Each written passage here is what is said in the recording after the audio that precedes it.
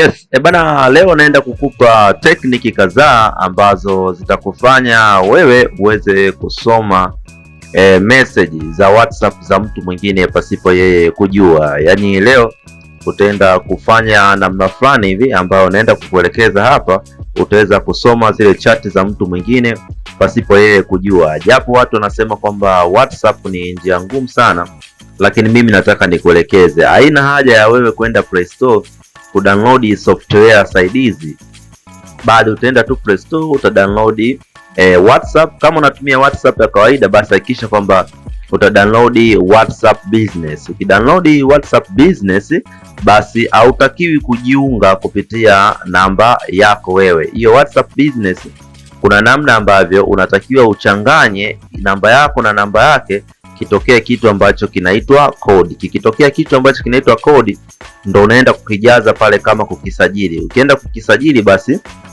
message zote ambazo anazichati huyo mtu zitakuwa zinaingia kwako. Sasa namna ya kutengeneza hii kodi, unatakiwa nipigie simu ili niweze kutengenezea hii kodi, kwa sababu ni jambo zito sana. Of course watu wengi sio kwamba wanaliweza hili jambo, ni jambo zito ambalo linahitaji usome sana masuala ya IT. Sasa niko hapa kukusaidia hili jambo.